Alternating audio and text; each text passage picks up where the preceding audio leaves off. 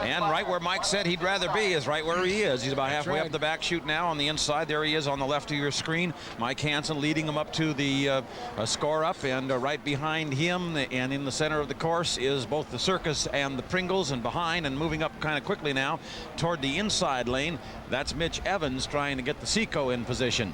So they're coming around. They're a little, actually just a tad still on the early side, and I think what throws them off is that this short chute before you get to the start line really isn't half and half the course as most starting lines are. Well, let's take a look now as they line up. It looks like Mitch will have lane number 1.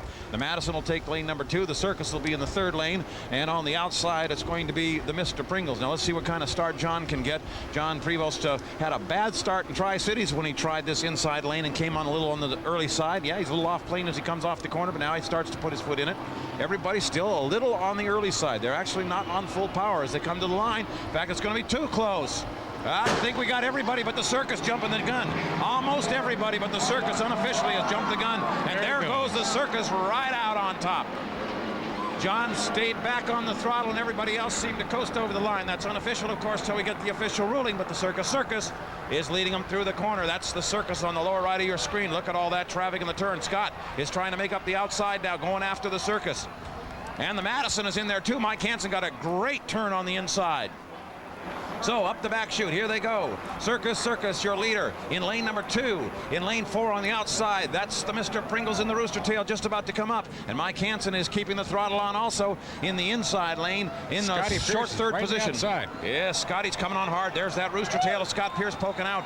But he may be doing this all for naught, because he could be a lap behind right now due to a possible penalty for jumping the gun. In any event, he overtook the Circus out of the corner, and here comes Scott Pierce down to lead them across the line at the end of lap number 1.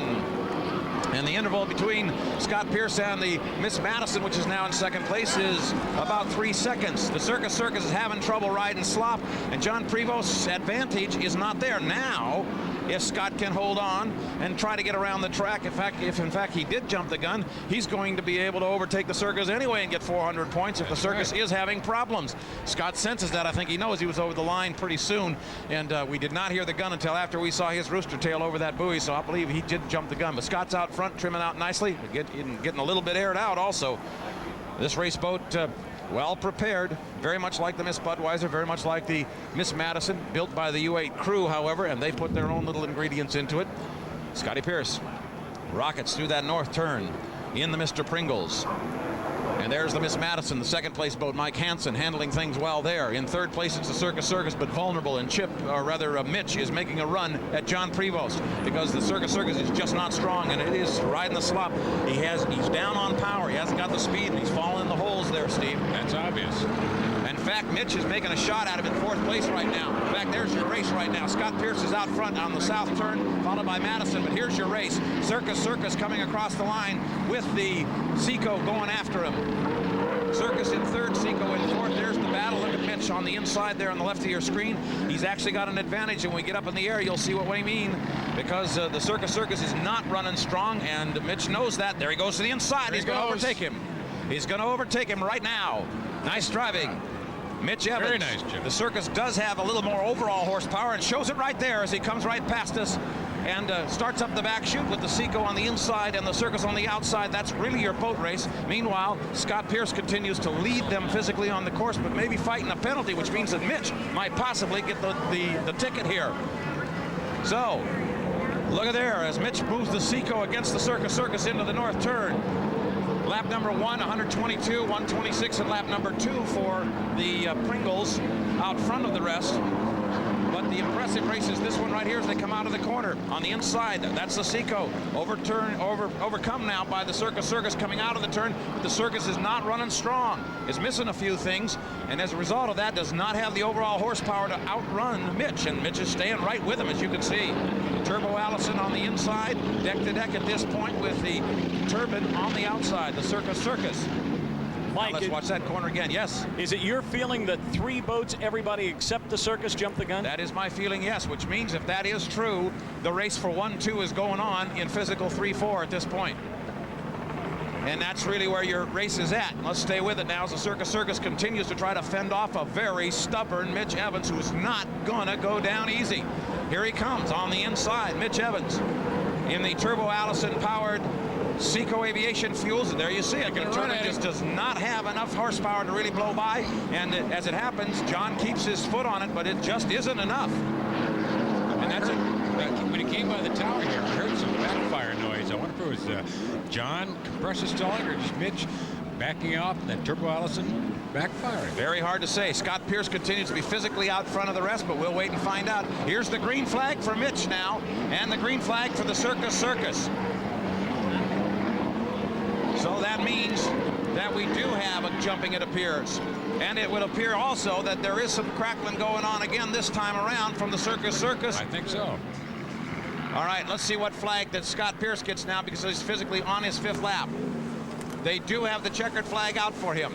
They do have the checkered flag out for Scott Pierce. And Scott gets the checkered flag and the win. It appeared to me that he was over the line too soon, but apparently not. The officials have given him the checkered flag. So there's your winner, 2nd place then. Let's see if they get a flag out for the Madison. They do. The Madison gets 2nd place. And that rather surprises me. Madison gets 2nd place. But as we well know, nothing's in concrete yet. Absolutely not. This may be your battle coming around the 4th pin for the championship of this heat. In any event, even if it isn't, it was certainly the competition of this heat, no doubt. And look at Mitch Trium now on the inside. Mitch Evans on the outside. John Prevost, and it looks like Prevost is going to have enough beans to hold on. And he does, but he is sputtering badly. He is compressor stalling, all right. Definitely, but just enough. All right. We'll find out if Scotty Pierce hangs on, and if he did win the heat, he gets 400 plus 400, and that ties him with a Budweiser and puts them both in the championship heat. If, in fact, you know, who was it? Seco? Looks like we got a problem down in the pit area. Oh, it appears we've had a little accident down in the pit. Steve Rabel, what do you got there? Oh, we have had more than a We got 2 boats together, right? More than a little accident. The Circus Circus coming in too fast to the pit area and running right up the rear.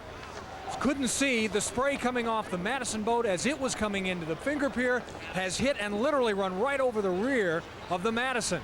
The Circus Circus cockpit is up, as you can see. Mike Hansen climbing out of the Madison boat, John Prevost in the cockpit of the Circus Circus, and I mean they ran into each other. Circus Circus could not see again. We have a swimmer into the water going out to the boats to see. Meantime, the Pringles Jiff boat with Scotty Pierce at the controls has come into the dock safely, but the wing has been knocked clean off the Madison. The cowling is knocked off the engine. The rear of the boat is severely damaged. We've had a real mess down here in the pits, Wayne. All right, Steve, stay right there with me. Now, that's John Prevost coming in. Could not see the spray from the Madison. Who hit whom? It looks like the Circus hit the Madison. Circus hit the Madison. According to what crew people down here and what we saw, was it looked as though Circus got caught up in the wash, could not see coming through, and literally ran over the back of the Madison. All right, now our brother Mike Hansen is standing up on the back of the boat, and he was trying to push the Circus Circus away, and he's signaling to the shore with a shrug of his shoulders. Have we seen John Prevost come out of that cockpit on the Circus yet? We have not. I see his orange helmet inside the cockpit. I can see him still inside the cockpit, seated. I can't tell from here. I see him moving his arms, his hands, his legs. Yeah. He appears to be okay, but I just can't tell. We have safety boats coming. Let's go to Ron Callan. Thank you. Mitch Evans, the driver. We have Scotty Pierce now, who won the heat. Scotty, first of all, you hit it right on the button, it appeared, to start. There was a little question up in the tower that it might have been too quick a start. Yeah, well, to tell you the truth, I was early again. I backed off a full 15 seconds, and the Pringles boat just decided to run that heat like you wouldn't believe, and I had so much boat and acceleration that I almost got myself over the line, but I was pretty assured I was okay. So you feel pretty happy about the way the boat ran, and now you're getting set for heat number 3 and your ticket into the final. I just told the guys, don't touch this boat. Do not even touch it. It's ready to run, so we'll go see what we can do. I know we are seeing some video now of the start, and again, it was a very close start. You're thinking as you were coming around, because you said the first time around you maybe didn't hit it the way you wanted to. And I didn't hit it the way I wanted to this time. What I wanted to do is hit the line with a full boat full of speed, and it was still a little too early, so I still have a little more homework to do. Well, what happened out there anyway? Well, there's a period in those turbine boats and those canopy boats that there's a period when you're coming in and leaving the dock that the whole windshield, you're blinded by water for about 30 seconds. The water comes up between the pickles and comes over the canopy, and there's a period in which you just cannot see. And coming in, I anticipate that. In coming in, the boat didn't deaccelerate like it normally does. It just didn't stop in time. Can you describe the atmosphere of your discussions? And that's all I have to say. But do you have any personal feelings? I mean, you're sorry? I really feel sorry for what I've done to the Madison. I feel sorry. I mean, it's nothing I can do about it. Now, so apparently an amateur photographer had a camera here, a videotape, and some of our whirlwind experts have been able to turn it around and show us this accident. Watch this. Look at the crowd standing there waiting for the boats to come in. Oh, Mike Kleina shot this. There it is. Look, the circus right there. There's the Circus running right into the back end of the whole Seth Miss Madison. A local photographer and a young woman step in our vantage point a little bit, but we'll re-cue that and show it one more time to you. And there's